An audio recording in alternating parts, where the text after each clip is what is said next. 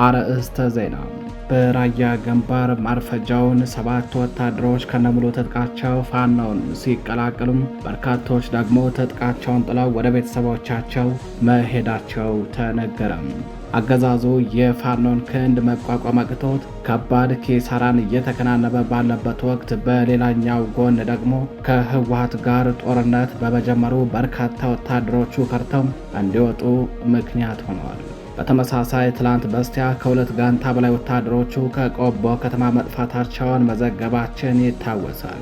ከፋኖ ጋር እየተካሄደ በሚገኘው ውጊያ ከርካሩ የተሰበረው መከላከያ ሰራዊቱም ይህንን በድል ሳይወጣ ሌላ አዲስ ጦርነት በመጀመሩ ለመማረክ እንኳን እድል እንደማያገኝ ስለተረዳም በተስፋ መቁረጥ ስሜት ተሞልቶ እየተበተነ ይገኛል። መረጃውን በዝርዝር ይዘነዋል፣ ታደምጡታላችሁ። በሌላኛው መረጃችን በወልቃይት ጠገዴን ባጋላይ ተብሎ በሚጠራው አካባቢ በነበረም የብልጽግና መከላከያ ሰራዊት ካምፕ ላይ በተፈጸመ ጥቃት ከ25 በላይ ወታደሮች ሲገደሉ 14 ወታደሮች ደግሞ መማረካቸው ታወቀ። ዛሬ ጥር 25 2018 ዓ.ም ንጋት ጀምሮ የፋኖ ተወርዋሪ ኮማንዶዎች በፈጸሙት ጥቃት ሞትና ቁስለኛ እንዲሁም ምርኮኛ ከተደረጉት ወታደሮች በተጨማሪ አንድ ብሬንና ከ20 በላይ ክላሽንኮቭ መሳሪያም በፋኖ ቁጥጥር ስር ውሏል። ፋኖ ወደ አገዛዙ ወታደሮች ካምፕ ተወርውሮ በመግባት ወታደሮቹን በመደምሰስና ምሽጉን በማፈራረስ የሚወስደውን እርምጃም አጠናክሮ ቀጥሏል። በሌላኛው መረጃችን በሰሜን አማራ ቀጠና አለፋ ጠቁሳ ወረዳ አጸደ ማርያም ከተማ አካባቢ በተደረገው ውጊያ የተላላኪው ብአዴን ተላላኪ የሆኑ በርካታ ወታደሮች ሞትና ቁስለኛ መደረጋቸው ተነገረም። የብአዴን ተላላኪዎቹ ከአጸደ ማርያም ከተማ በአካባቢው ጋርስጌ ተብሎ ወደሚጠራው ቀበሌ እየተጓዙ እንዳለ ነው 5 በማይሞሉ የፋኖ አባላት ጥቃት ተከፍቶባቸው ከባድ የሆነ የሰብአዊና ቁሳዊ ኪሳራ የደረሰባቸው። ከወደ ፋኖ አባላቱ የተወሰነባቸውን ጥቃት መቋቋም ላልቻሉ ወታደሮች ሽፋን ለመስጠት በከባድ መሳሪያ ታግዞ ገብቶ የነበረው የብልጽግና መከላከያ ሰራዊትም ከወደ ፋኖ የተወሰነበትን የጸረ ማጥቃት እርምጃን መከላከል አቅቶት እንኳን እገዛ ሊያደርግ ይቅርና ለራሱ መውጫ ማምለጫቶ ከባድ የሆነ ጉዳት ማስተናገዱ ታውቋል። መረጃውን በዝርዝር ይዘነዋል፣ የምትሰሙት ይሆናል። ሰላም ጤና ይስጥልኝ። የተከበራችሁ የመረብ ሚዲያ ቤተሰቦች እንደምናረፈዳችሁ እንደምንዋላችሁ። ከመረብ ሚዲያ የዛሬ ጥር 25 2018 ዓ.ም ዕለታዊ መረጃዎችን አጠናቅረን ይዘናል። አብራችሁን ቆዩ።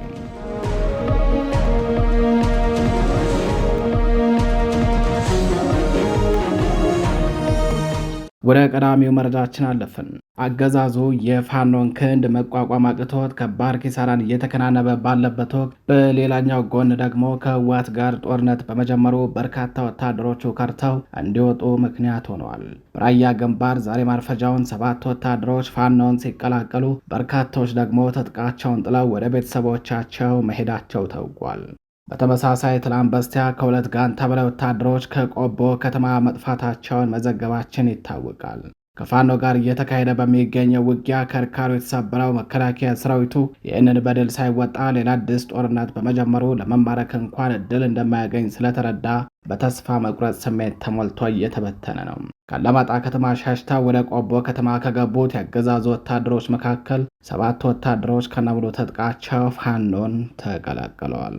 የብልጽግና ወንበር ለማስቀጠል አንሞትም ያሉ 7 ወታደሮች ናቸው በራያ ግንባር ወጥተው ሀውጃኖ ክፍለ ጦርን የተቀላቀሉትም።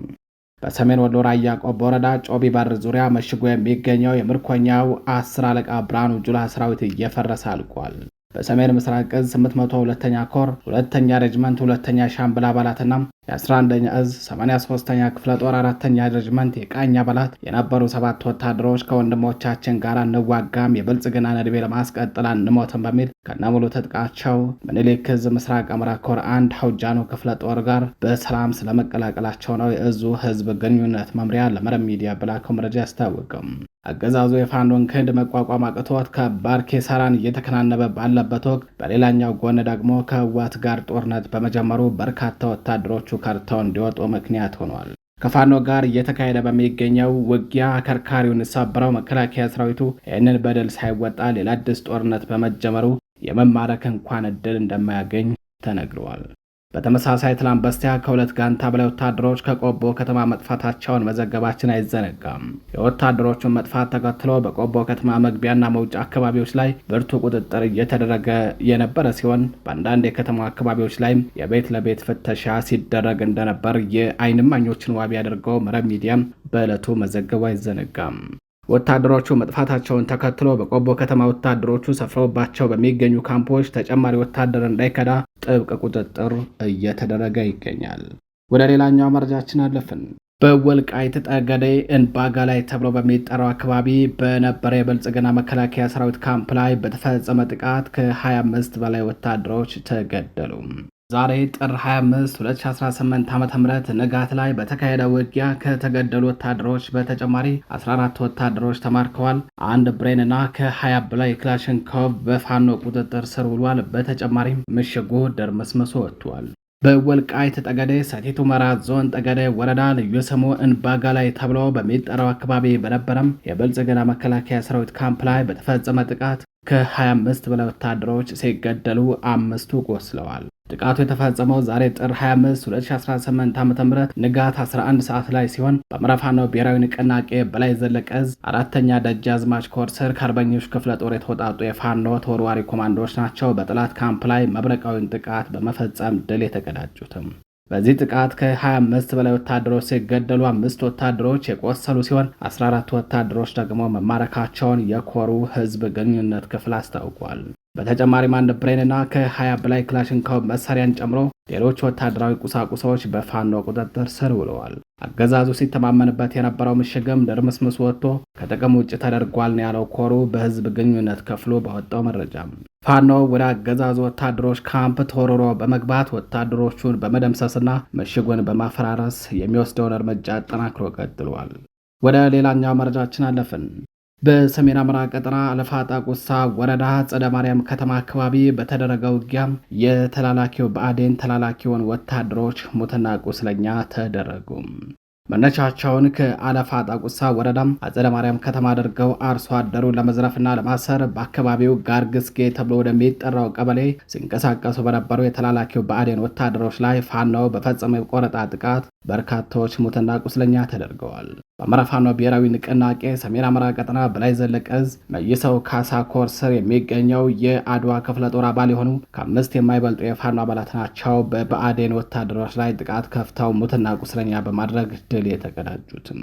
ለኦህዴድ ባሮ ብልጽግና የሙሉ ጊዜ ተላላኪ ለሆነው ብአዴን የሚላላኩት የሚሊሻና አድማ ብተና ጥምር ወታደሮቹ መነሻቸውን ከአጸደ ማርያም ከተማ በማድረግ ለዘረፋ ወደ ጋርግስጌ ቀበሌ ለመጓዝ እንቅስቃሴ ከመጀመራቸው ነው በፋኖ አባላቱ አይቀጡ ቅጣት የተቀጡትም። በዚህ ጥቃት በርካታ ቁጥር ያላቸው የብአዴን ወታደሮች ሙትና ቁስለኛ ሲደረጉ ክላሽን ጨምሮ ሌሎች ወታደራዊ ግብአቶች በፋኖ ቁጥጥር ስር ውለዋል። ከወደ ፋኖ አባላቱ የተወሰደባቸውን ጥቃት መቋቋም ላልቻሉ ወታደሮች ሽፋን ለመስጠት በከባድ መሳሪያ ታግዞ ገብቶ የነበረው የብልጽግና መከላከያ ሰራዊትም ከወደ ፋኖ የተወሰደበትን የጸረ ማጥቃት እርምጃን መከላከል አቅቶት እንኳን እገዛ ሊያደርግ ይቅርና ለራሱም መውጫ መምለጫ አጥቶ ከባድ ጉዳት ማስተናገዱ ታውቋል።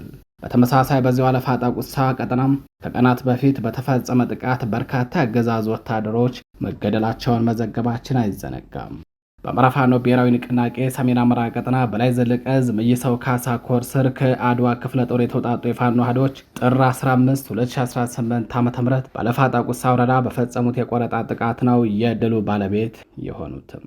መነሻቸውን ካለፋ ጣቁሳ ወረዳ አጸደ ማርያም ቀበሌ አድርገው አርሶ አደሩን ለመዝረፍ በአካባቢው ችማለምበዝ ተብሎ ወደሚጠራው ቀበሌ ሲንቀሳቀሱ የነበሩት የአገዛዙ ወታደሮች ላይ ነው የቆረጣ ጥቃቱ በዕለቱ የተፈጸመባቸው።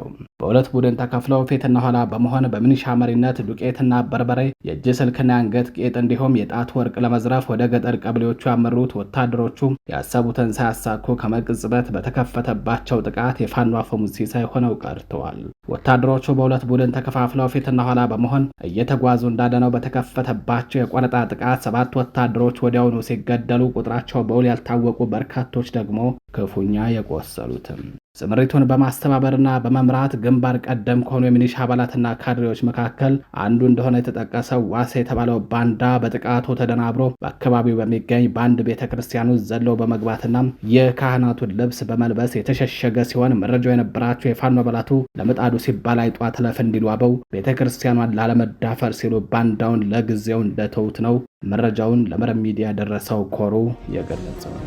የተከበራችሁ አድማጭ ተመልካቾቻችን ለዛሬ ጥር 25 2018 ዓ.ም ይዘናቸው የነበሩት ዕለታዊ መረጃዎቻችን እነዚህ ይመስላሉ። መረጃዎቻችን ለብዙዎች ተደራሽ እንዲሆኑ ቻናሉን ላይክ፣ ሰብስክራይብ እንዲሁም ሼር ማድረጋችሁን እንዳዘነጉም ቸር ቆዩ።